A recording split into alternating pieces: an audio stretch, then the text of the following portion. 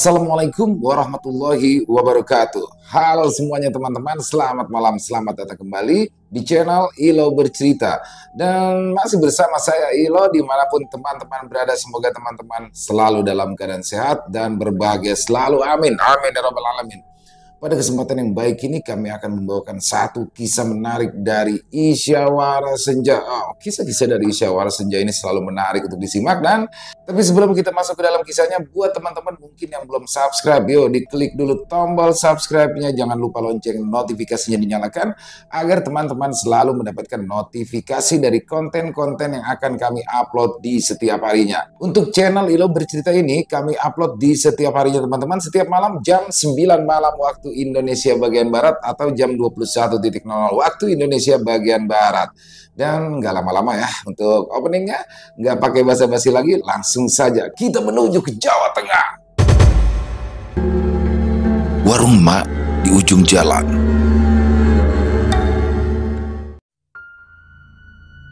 Ketika matahari sore meredup di ufuk barat, suasana di kampung terasa begitu damai, sementara angin lembut meniup dedaunan. Warga kampung tampak sibuk dengan rutinitas harian mereka.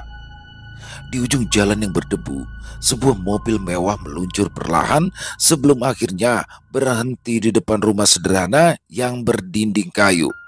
Di dalam mobil masih perempuan tua dengan wajah penuh keriput dan rambut yang mulai memutih menatap keluar dengan penuh harapan. Dia mengenakan pakaian sederhana berwarna hijau tua dan selendang yang menutupi sebagian rambutnya. Setelah bertahun-tahun bekerja sebagai seorang pembantu di rumah orang kaya, dia akhirnya pulang ke kampung halaman. Hatinya bergetar penuh rasa haru saat pintu mobil terbuka dan ia melangkah keluar merasakan udara kampung yang penuh dengan kenangan. Anak menantunya, Seno dan Sumi, sudah menunggu di depan rumah dengan wajah berseri. Seno, lelaki berbadan tegap dengan rambut hitam yang mulai beruban di bagian pelipis itu, melangkah maju dengan langkah cepat. Dia memeluk Mak Asi dengan erat, merasakan betapa beratnya rindu yang selama ini dipikul ibunya. Sumi berdiri di samping Seno. Dia memegang tangan Mak Asi dengan lembut seolah-olah tidak ingin melepaskannya.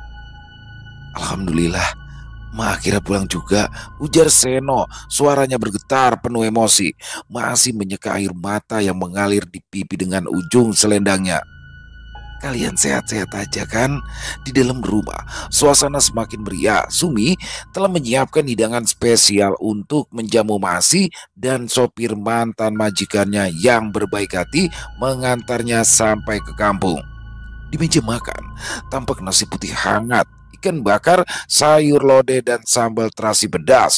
Wangi masakan yang dulu sering dimasak Mak Asi kembali menyapa hidungnya, mengingatkannya pada hari-hari sederhana di masa lalu. Mereka semua makan dengan lahap. Setelah selesai makan, sang sopir pun berpamitan pergi seraya menyerahkan uang titipan sang majikan untuk Mak Asi dalam amplop tebal.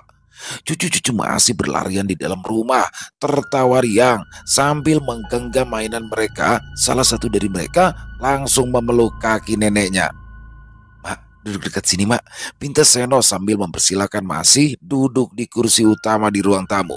Seno duduk di sampingnya, sedangkan Sumi menyiapkan secangkir kopi panas dan segelas air teh manis hangat untuk Mak Asi. Sambil menikmati minuman, Mak Asi bercerita tentang kehidupan dan pekerjaannya di kota besar. Dia menceritakan berbagai pengalaman, mulai dari tantangan yang dihadapinya hingga kenangan indah dengan majikannya. Suaranya terdengar bergetar setiap kali ia menceritakan momen-momen sulit, terutama saat ia merindukan anak dan cucunya. Di luar, malam semakin larut. Bintang-bintang mulai bermunculan di langit yang gelap. Suasana di rumah penuh dengan tawa dan kebahagiaan. Masih merasa hatinya kini dipenuhi oleh rasa syukur. Setelah bertahun-tahun jauh dari rumah, dia akhirnya kembali ke kampung halaman.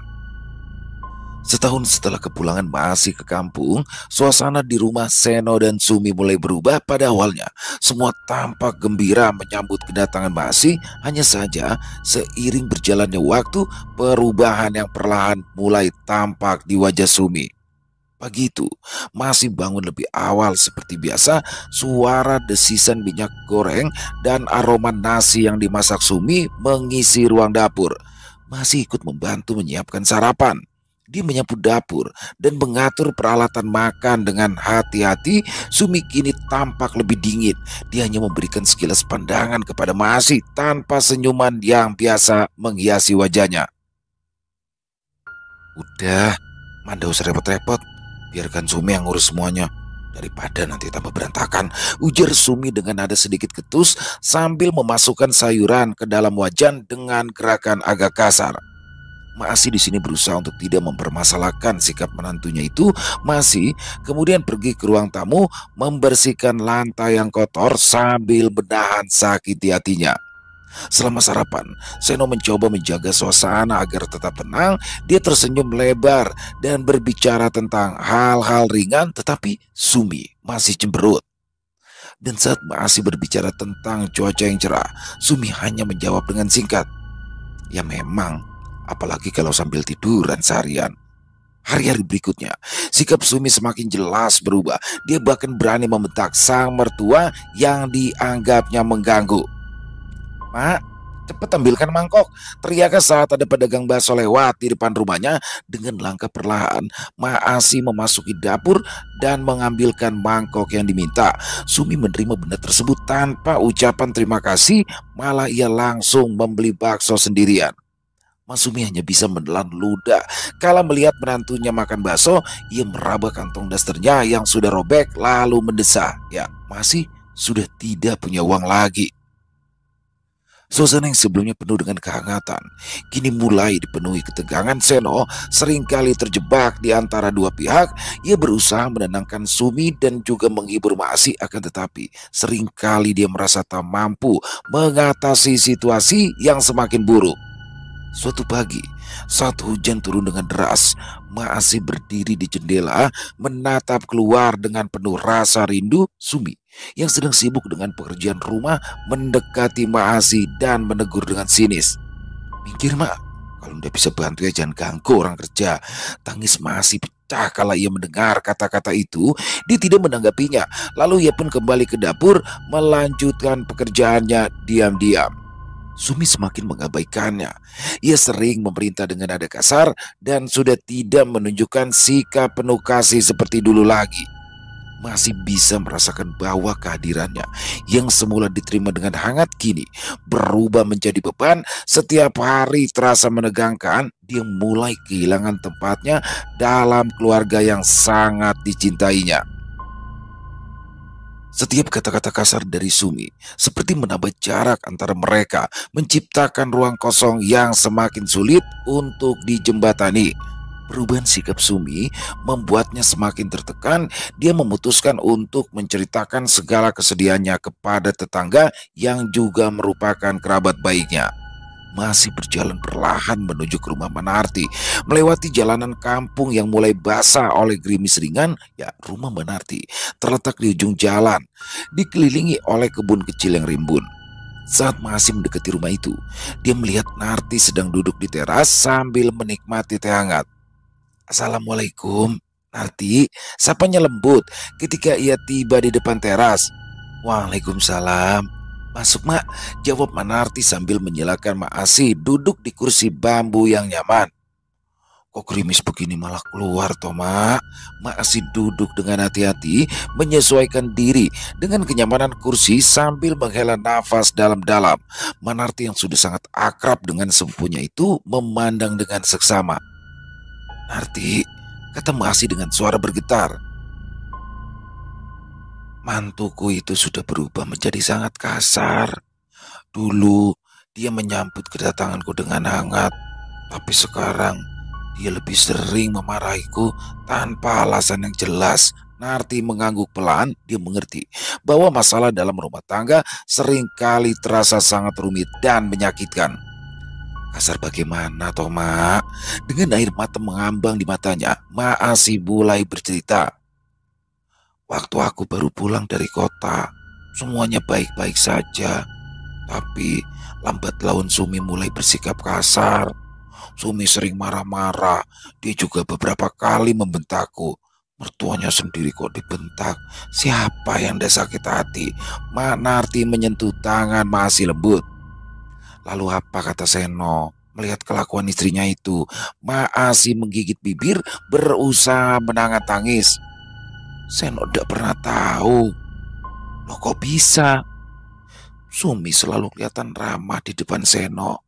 Dia selalu membelikan makanan yang enak-enak, menyuruhku beristirahat seharian, lalu mengeluh pada Seno karena capek mengurus rumah sendirian. Mungkin Sumi marah karena dulu aku selalu mengirimkan penghasilan dari pekerjaan di kota, tapi sekarang malah merepotkan dia terus. Mendengar hal itu, Narti menghela nafas. Ya belum pasti begitu toh, Mak. Masih mengusap air mata di pipinya. Ia merasakan kesedihan yang mendalam. Aku itu cuma kepengen diterima dan dihargai. Selama di kota, aku selalu memikirkan kebutuhan Seno dan juga istrinya. Gaji juga selalu dikirim buat Seno. Jadi sekarang Mas sudah tidak punya uang? Tanya Manarti pelan. Maasi mengangguk. Hampir semua uangku dikirimkan untuk Seno. Sebagian dia pakai untuk membangun rumah, sebagian lagi untuk kebutuhan sehari-hari. Harapanku saat sudah tua begini, Seno dan Sumi mau merawatku. Tapi kenyataannya malah begini.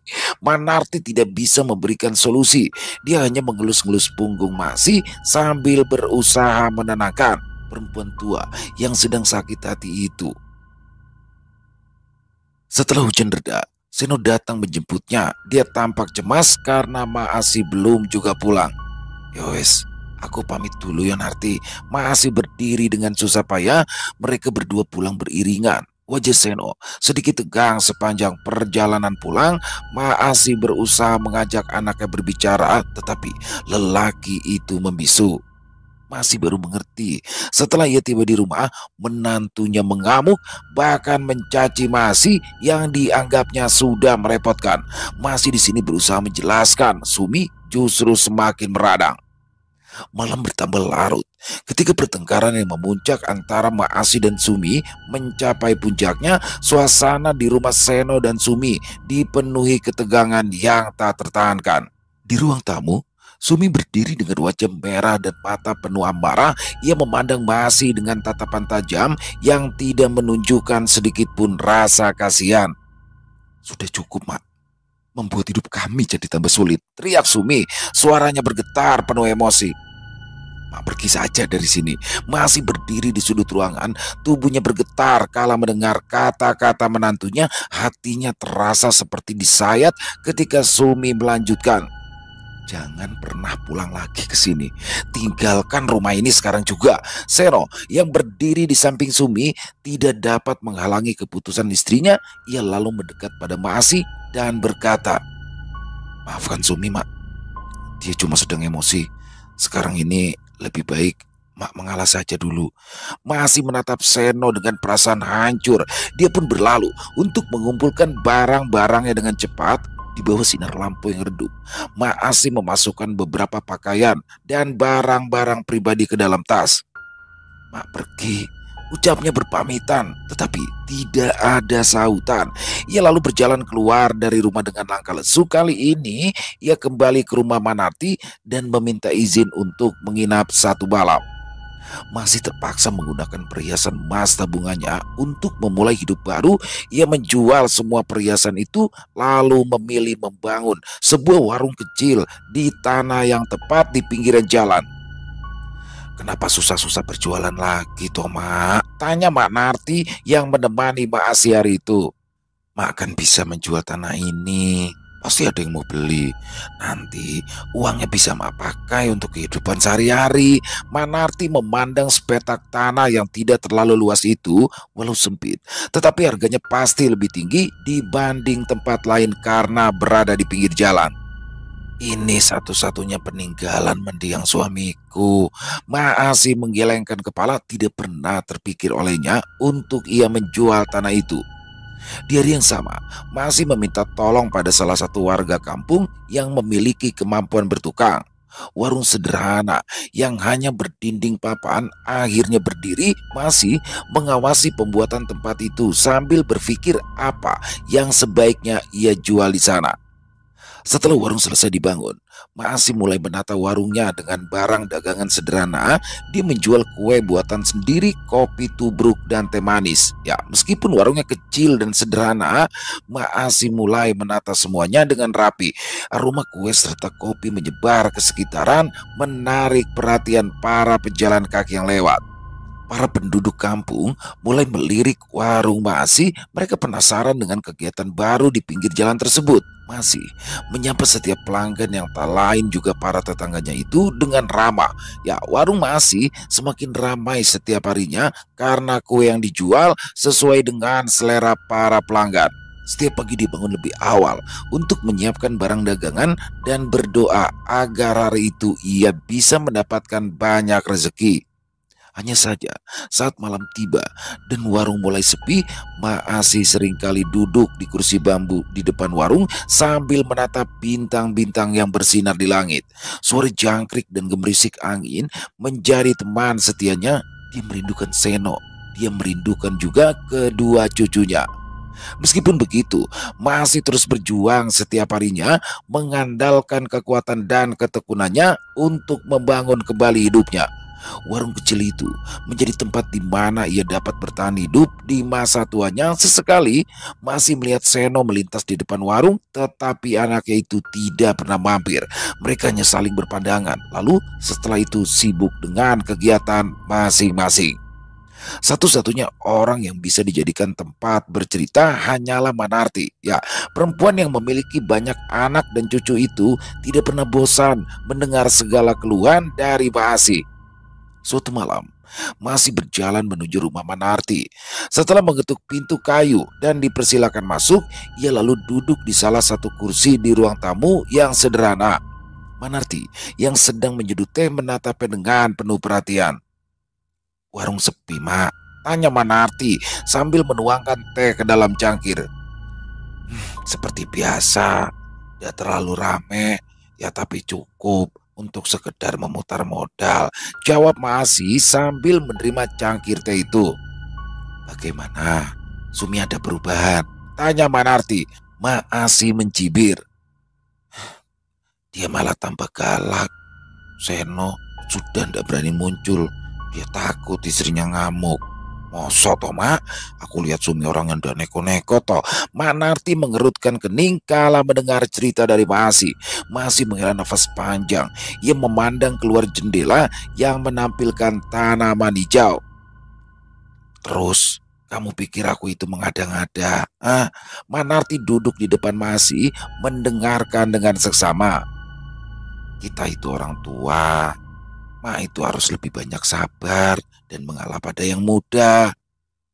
Aku itu sudah ngalah. Pergi dari rumah yang dibangun pakai uang hasil kerjaku. Kurang mengalah apa lagi?" Masih menutup matanya lelah. Manarti meraih tangan perempuan yang lebih tua darinya itu, memegangnya dengan lembut. "Sabar ya, Mak. Doakan semoga hati menantumu suatu hari nanti bisa disadarkan. Semoga dia sadar sebelum nanti sempat kualat," sahut Masih getir. Tidak lama kemudian, ia kembali ke warungnya dengan hati yang sedikit lebih tenang setelah mencurahkan isi hatinya pada Manarti. Sejak dulu, dia sudah menganggap Manarti sebagai adiknya sendiri. Dahulu, dia juga pernah menitipkan Seno pada Manarti selama Masih bekerja di kota. Doa yang Masih panjatkan setiap hari ternyata berhasil mengetuk pintu anaknya. Meski selalu berusaha tampak acuh pada kenyataannya, Seno juga merasakan kerinduan yang mendalam untuk ibunya sehingga suatu hari dia memutuskan untuk membeli kopi di warung Masih. Seno memasuki warung bambu yang sederhana itu dengan hati-hati. Aroma kopi tubruk yang menyebar membuatnya merasa lebih tenang. masih sedang berdiri membersihkan meja, sempat tidak menyadari kehadiran anaknya. Dia hanya mengira itu hanyalah salah satu pelanggan yang biasa datang untuk minum kopi. Ketika ia melihat Seno, wajahnya langsung berubah sumringah, akan tetapi dia segera menarik lengan anaknya agar masuk lebih dalam. "Seno," ucap Maasi sambil melirik keluar. "Apa istrimu ndak ngamuk kalau dia tahu kamu kesini?" Seno memandangi wajah ibunya yang sudah dipenuhi keriput. Hatinya terasa berat karena sekian lama ia mengabaikan Maasi.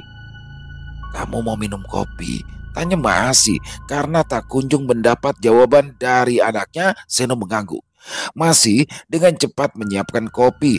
Dua beranak itu berbicara cukup lama untuk melepas kerinduan mereka. Di saat yang sama, Sumi sedang berjalan pulang dari pasar ketika kebetulan ia melihat Seno memasuki warung Masih. Matanya yang tajam langsung menangkap keberadaan suaminya di tempat yang tidak seharusnya. Sumi merasakan amarah yang membakar hatinya. Dia tidak bisa lagi menahan diri dan segera memasuki warung dengan langkah cepat lalu berteriak marah. "Jadi begini ya mas, kamu itu sudah berani main belakang," tegur Sumi dengan suara keras sehingga orang yang sedang lalu lalang pun bisa mendengar. Seno terkejut kala melihat kemarahan Sumi. Ia berdiri dengan tangan gemetar. Sumi, aku..." Sumi tidak mau mendengar alasan Seno.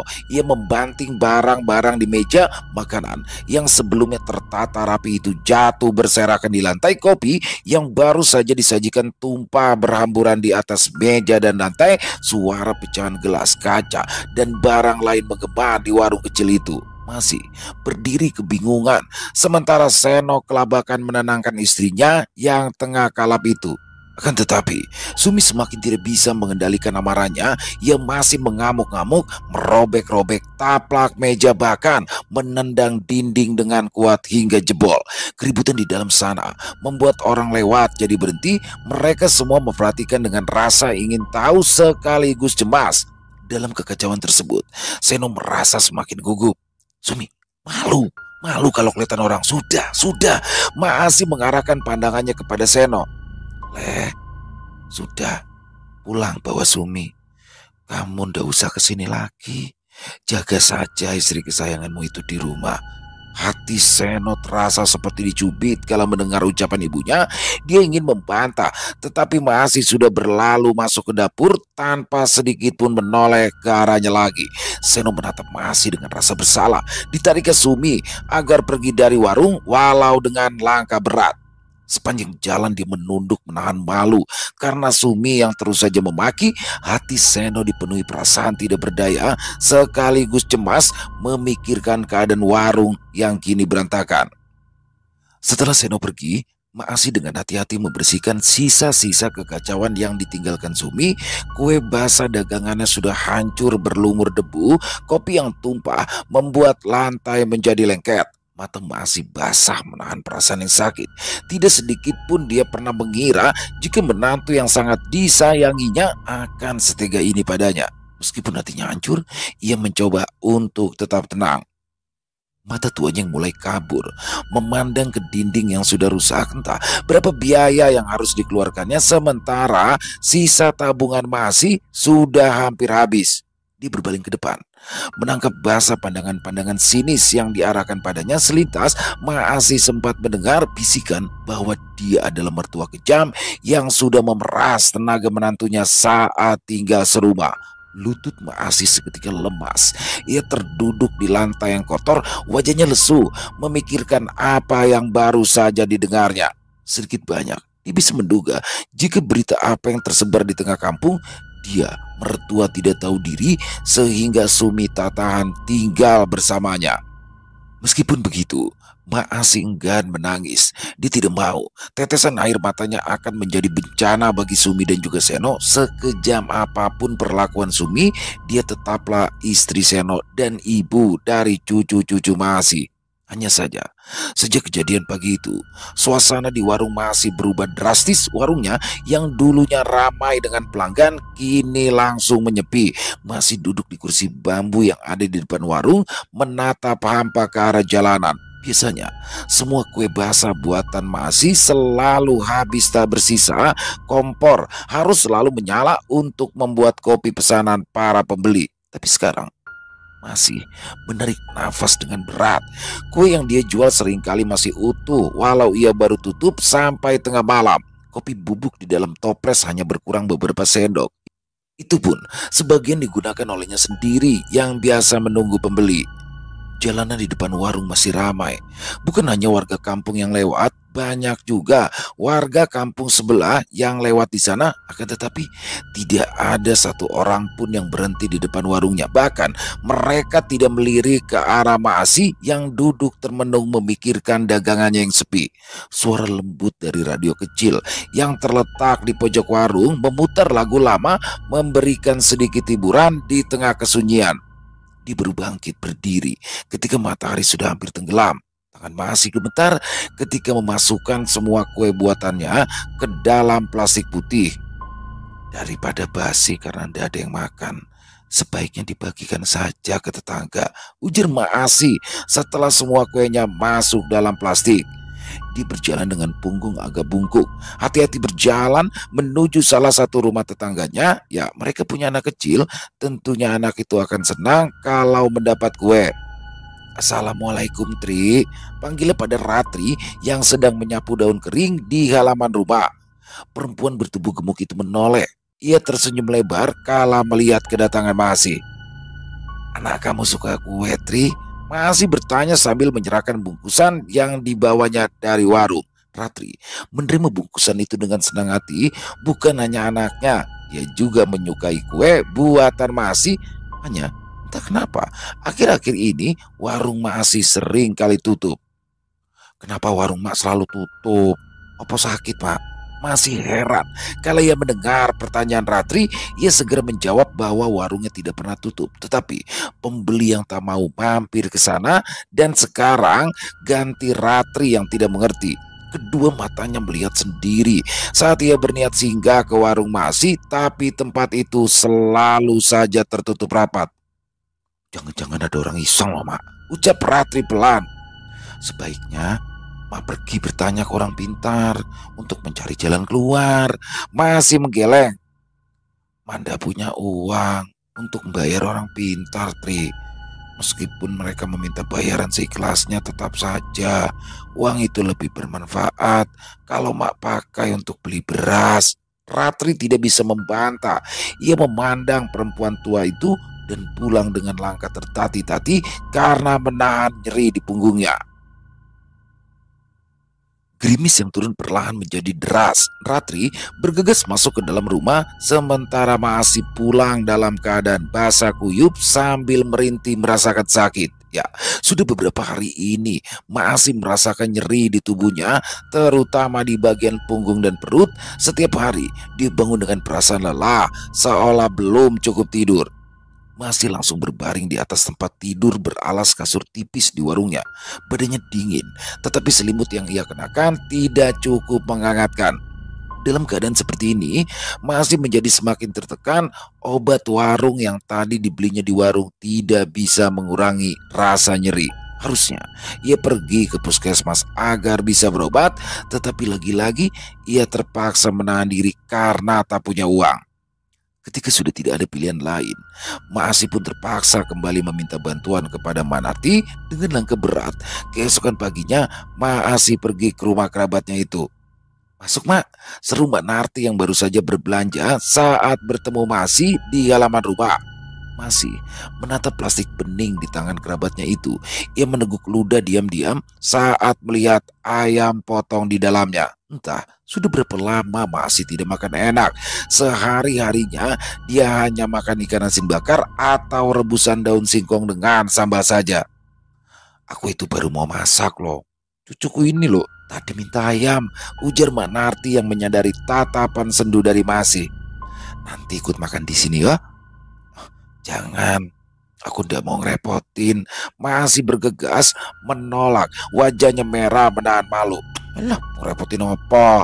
Manarti tertawa kala ia mendengar penolakan Masih. Ditariknya tangan keriput perempuan yang lebih tua darinya itu, lalu menghidangkan segelas kopi sambil menyuruh Masih menunggu sebentar sampai masakannya matang. Masih menggeleng. Aku kesini itu mau minjem duit, bukan mau numpang makan. Mak Narti menatap Maasi dengan belas kasihan. Dia bisa melihat kondisi Maasi yang semakin kurus. Tanpa banyak bicara, dia langsung berdiri mengambil dompetnya. Diangsurkannya sejumlah uang pada Maasi sambil menepuk punggung tangannya pelan. Jangan pulang dulu sebelum makan ya. Sebulir air mata masih menetes kala merasakan kebaikan hati Manati yang tidak pernah bosan untuk membantunya. Dia pun menurut. Ia tetap berada di rumah itu sambil membantu memasak. Setelah perutnya kenyang, barulah masih boleh pulang. Dia juga menerima seliter beras dan minyak goreng untuk dibawa pulang. Ini terlalu banyak, tolaknya menahan malu.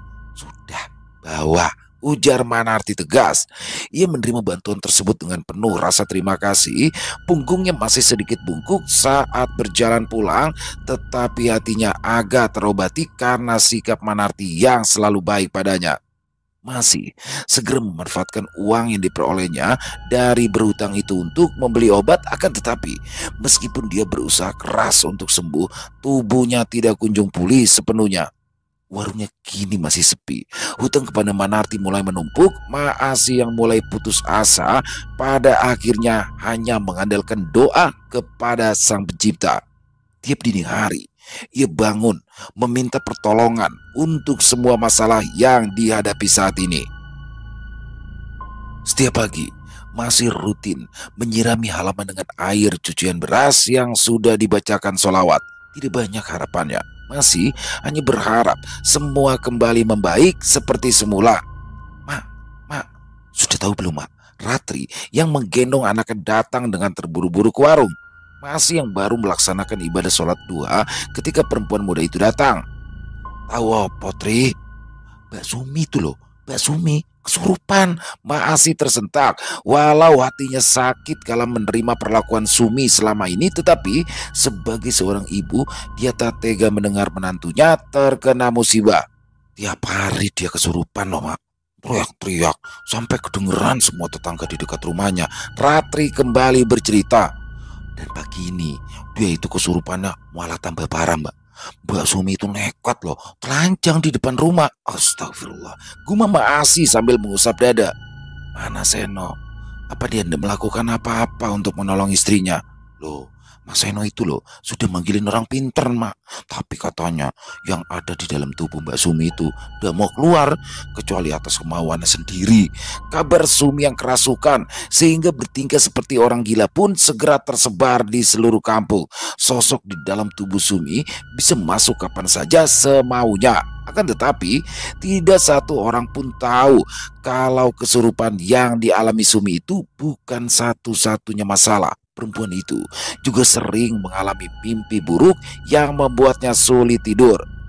Seperti malam itu, saat bulan purnama berada tinggi di langit, Sumi berbaring di ranjang dengan mata terbuka lebar karena ia baru saja terbangun dari mimpi. Keringat dingin membasahi pelipis, nafasnya terengah-engah menahan takut. Di dalam rumah yang hanya diterangi oleh cahaya temaram dari lampu tidur, Sumi menyelubungi tubuh dengan selimut tebal. Setiap kali dia mencoba untuk menutup mata, bayangan putih pucat dengan mata merah menembus kegelapan seolah mengintai dari sudut-sudut ruangan. Dia berbalik resah. Hawa dingin menusuk menembus selimut tebal yang dipakainya. Serak, serak. Dari dalam kamar, Sumi bisa mendengar suara di luar, tepatnya persis di dekat jendela. Ia segera duduk. Tubuhnya bergetar karena ketakutan. Setiap kali ia mencoba untuk berdiri, kaki dan tangannya terasa seperti kaku sehingga tidak bisa bergerak dengan normal. Siapa? Tanya Sumi memberanikan diri. Dia takut ada maling yang mengincar uang tabungannya. Namun tidak ada sautan. Setelah memaksakan diri, akhirnya Sumi bisa bangkit berdiri. Kakinya gemetar saat ia membuka jendela. Mata Sumi terbelalak, bibir pucat pasi, disusul dengan tubuh yang langsung roboh ke lantai. Akan tetapi semua belum selesai. Tubuh Sumi yang tadi terempas jatuh mendadak kejang-kejang, matanya melotot dengan bola mata yang seakan ingin melompat keluar. Mulutnya bergerak-gerak sebelum akhirnya ia menjerit nyaring. Seno yang tadinya sedang tertidur pulas langsung terbangun kala mendengar jeritan dari istrinya itu. Seno terkejut mengusap wajahnya dengan kalut. Sumi kesurupan lagi di luar rumah. Warga sudah tidak aneh lagi kala mendengar teriakan di tengah malam. Beberapa orang yang berkumpul di pos ronda serius membicarakan kejadian aneh yang menimpa Sumi. Mereka semua sudah menggali informasi dari para tetangga untuk mencoba mencari tahu penyebab gangguan yang menimpa Sumi. Beberapa orang diantaranya mulai berbisik tentang tulah yang diterima Sumi karena sudah bertingkah kejam terhadap mertuanya. Sementara itu, di dalam rumah, Sumi masih menjerit-jerit kesetanan. Ia memukul kaca sampai pecah, darah mengalir deras dari lukanya. Tetapi Sumi seolah seperti tidak merasakan sakit. Dia bahkan terbahak-bahak kala melihat lukanya yang bertambah banyak. Keadaan semakin bertambah buruk. Sumi tidak bisa lagi mengendalikan diri. Terkadang ia juga membentur-benturkan kepalanya ke dinding. Pernah juga ia hampir memakan kotorannya sendiri. Sumi pada akhirnya diikat agar tidak mengamuk lagi. Dia terbaring lemas dengan luka di beberapa bagian tubuh. Suara nafasnya terdengar terengah-engah, tetapi matanya masih menatap nyalang ke sekitar. Dia harus mengembalikan tanah kuburan yang sudah diambilnya diam-diam, ucap dukun yang diminta datang ke rumah Seno. Tanah kuburan? Tanah kuburan apa, Mbah? Seno bertanya linglung. Tanyakan saja sama istrimu. Dia pasti tahu apa yang kumaksud. Tapi sayang, Sumi tidak bisa ditanyai lagi. Tubuhnya semakin lemah. Setiap kali dia berusaha untuk bergerak, rasa sakit yang teramat sangat membuatnya hanya bisa terbaring. Hampir tidak ada bedanya apakah Sumi berada dalam keadaan sadar atau kesurupan.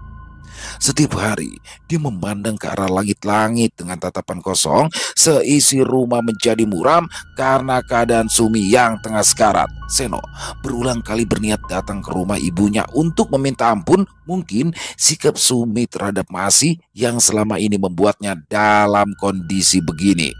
Akan tetapi niatan Seno tidak pernah terwujud karena keadaan Sumi bertambah parah sehingga akhirnya tidak bisa bertahan lagi. Di sela-sela nafasnya yang terputus-putus, ia mengeluarkan kalimat terakhir yang berisi penuh penyesalan. Mak, aku tanah kuburan itu. Suaranya hampir tidak terdengar. Air mata mengalir di pipinya ketika dia mengembuskan nafas terakhir. Beberapa orang yang berada di dalam rumah Sumi tercengang. Sebagai orang yang sudah terbiasa dengan lelaku mistik, mereka mulai memahami apa yang sebenarnya terjadi. Sumi menebar tanah kuburan di warung mertuanya sendiri sehingga menjadi sepi dari pembeli. Karma pun menimpa dirinya dengan cepat. Jemput Masih, tegur Mbak Narti pada Seno yang masih bersedih melihat kepergian istrinya. Sumi pasti ingin meminta maaf pada ibumu karena selama ini dia sudah banyak berbuat kejam padanya. Seno mengangguk. Ia bergegas menuju rumah Masih untuk mengabarkan kejadian duka yang menimpa istrinya. Sumi meninggal. Masih terdiam kala mendengar kabar yang dibawakan anaknya. Dia yang menabur tanah kuburan di warungku. Mata Seno basah saat menceritakan kembali apa yang terjadi pada Sumi sebelum ia meninggal. Innalillahi, gumam Masih. Mak, tolong maafkan Sumi, Mak. Bagaimanapun juga, ini salah Seno. yang tidak bisa mendidik Sumi supaya berbakti pada mertuanya sendiri. Seno memukul dada keras-keras, menyalahkan dirinya sendiri yang tidak bisa bertindak tegas sehingga menyakiti dua orang perempuan yang sangat disayanginya. Masih menarik tangan Seno agar ia berhenti memukuli dirinya sendiri. Dalam hatinya, dia hanya bisa berdoa untuk kedamaian Sumi sekaligus berharap bahwa semua kesalahannya bisa diampuni. Pemakaman Sumi dilakukan keesokan harinya. Semua berlangsung dengan lancar tanpa ada masalah apapun. Seno segera membawa Masih pulang agar kembali tinggal serumah lagi sepanjang waktu. Ia meminta maaf karena sudah bertingkah tak layak pada ibu kandungnya sendiri. Masih pun menerima permintaan itu dengan senang hati. Bukan hanya karena rindu pada kedua cucunya, dia pun berniat merawat mereka yang kini sudah tidak lagi memiliki ibu. Kampung mereka tenang, tapi untuk satu malam saja. Keesokan malamnya, warga kembali dikejutkan oleh teriakan histeris yang berasal dari rumah Manarti. Ya, perempuan tua itu berlari tidak karuan sambil menunjuk-nunjuk ke arah belakang. Rambutnya yang biasanya diikat rapi kini berantakan, pakaiannya kusut. Dia tidak bisa mengendalikan diri, matanya menatap nanar ke arah Masih yang terpaku di depan pintu. "Tolong, Mak. Tolong!" teriak Manarti sambil berlutut di depan Masih. Suaranya yang nyaring terdengar menggelegar sepanjang deretan rumahnya. Warga yang sudah bersiap tidur sontak terbangun saling memandang penuh kekhawatiran. "Ini semua salahku. Aku minta ampun, Mak. Aku yang menghasut Sumi supaya mengambil tanah kuburan dan mengaburkannya di depan warungmu supaya kamu cepat mati. Ampun, Mak." Warga yang mendengar pengakuan tersebut terlihat terkejut dan bingung. Mereka semua tidak percaya dengan apa yang baru mereka dengar. Masih tampak sangat terkejut kala mendengar pengakuan Manarti. Wajahnya memucat saat berusaha untuk memahami apa yang terjadi. Dia tidak pernah membayangkan bahwa Manarti akan terlibat dalam masalah yang begitu pelik. Manarti terus berteriak-teriak meminta ampun. Suaranya serak saat ia menjelaskan alasannya menghasut Sumi. "Aku sudah lama mengincar tanahmu yang ada di pinggir jalan itu. Tapi kamu tidak mau menjualnya, Mak. Sumi menantumu yang keras hati memberikanku kesempatan untuk memanfaatkan dia." Ingus menetes seiring air mata yang terus tumpah. Seno memandang jijik pada perempuan yang selama ini dianggapnya begitu baik hati. Terlebih lagi ketika ia mendengar semua penjelasannya yang penuh kedengkian.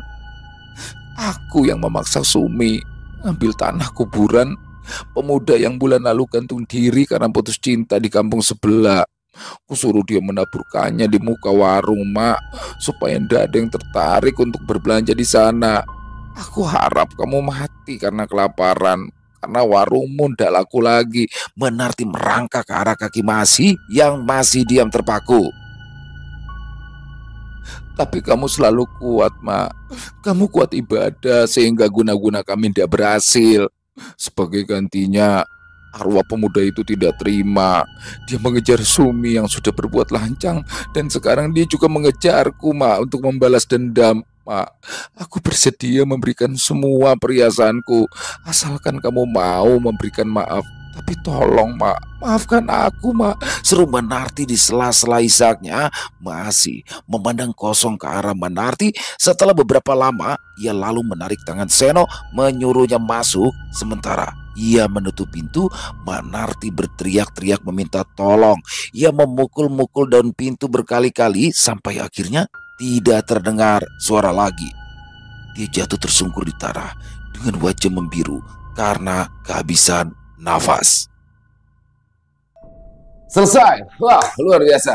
Kisah dari Isyawara Senja selalu ya endingnya ini sulit untuk ditebak, dan pada kali ini dua-duanya jahat sih. Suminya emang juga jahat dan Manartinya juga jahat, tapi ya semua itu Manarti ini ternyata diam-diam gak disangka-sangka. Jadi kebaikan dia selama ini terhadap Asih itu adalah suatu yang semu, yang apa ya, pura-pura dia sebenarnya mengincar sesuatu yang lebih besar. Tapi pada awalnya sih mungkin Manarti di sini baik-baik saja, dia sudah memang dia orang baik, tapi karena dia mengincar sesuatu itu adalah sesuatu yang berharga ya dari masih yaitu tanah yang terletak di ujung jalan yang akhirnya dijadikan warung. Tapi emang aneh juga sih.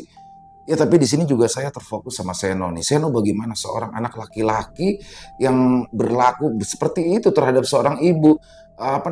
Dia lupa ya siapa yang sudah melahirkan dia. Bagaimana beratnya masih memperjuangkan dia dulu. Dia membela mati-matian istrinya, takut sama istrinya sampai akhirnya semuanya terjadi. Di sini menurut saya adalah kesalahan dari Seno. Kalau saya pribadi ya maksudnya gini. Istri itu kan tanggung jawab suami. Jadi ketika dia harus bisa lebih tegas tuh di situ tuh terhadap Sumi kalau menurut saya. Dan bagaimana masih ya namanya orang tua. Kadang-kadang gitu teman-teman ya. Orang tua itu kan sensitif. Dia seperti kembali lagi ke masa kecil ya. Kadang-kadang ucapan kita yang halus, yang lembut, yang tidak bermaksud macam-macam aja, dia tersinggung. Apalagi jika ucapannya kasar dan memang seperti menyindir sesuatu ya wajar saja. Jadi itulah suka dukanya dalam mengurus orang tua dan apapun yang kita lakukan terhadap orang tua tidak akan pernah cukup, tidak akan pernah bisa menyamai apa yang sudah dilakukan orang tua terhadap kita. Dan di sini akhirnya Manarti mendapatkannya tanah kuburan itu yang dia minta. Dan dia minta sama Sumi, dia pengaruhi Sumi. Sumi akhirnya melakukan tindakan tidak terpuji itu, bagaimana dia datang ke dukun dan menebarkan tanah kuburan. Di situ akhirnya semua berbalik. Sumi dan Manarti mendapatkan apa yang sudah mereka tanam ya. Dan luar biasa sekali Isyawara Senja, kisahnya keren banget. Dan buat teman-teman semoga semua terhibur ya, para pecinta penikmat horor misteri, lebih khusus lagi kepada para subscriber dari channel Ilo Bercerita. Mari kita ambil hikmah yang baik-baiknya saja dari kisah barusan dan dibuang yang buruk-buruknya. Dan buat teman-teman mungkin yang punya komentar lain, yang punya pendapat lain, silakan bisa menuliskannya di dalam kolom komentar ataupun hanya sekedar saling menyapa. Insya Allah kami akan menjawabnya satu persatu. Buat teman-teman mungkin yang belum subscribe, yuk diklik dulu dong tombol subscribe, jangan lupa lonceng notifikasinya dinyalakan agar teman-teman selalu mendapatkan notifikasi dari konten-konten yang akan kami upload di setiap harinya. Buat yang suka dengan video barusan bisa diklik tombol like-nya ya, tombol jempolnya, boleh juga dong di-share link videonya ini ke teman-teman yang lain agar juga ikut merasa terhibur. Oh iya, buat teman-teman mungkin yang punya kisah horor misteri ya, yang apabila mungkin berkenan dibawakan di channel kami, silakan bisa mengirimkannya ke nomor telepon yang ada di sini. Dan bebas dalam bentuk tulisan boleh, dalam bentuk rekaman suara boleh, senyamannya teman-teman aja.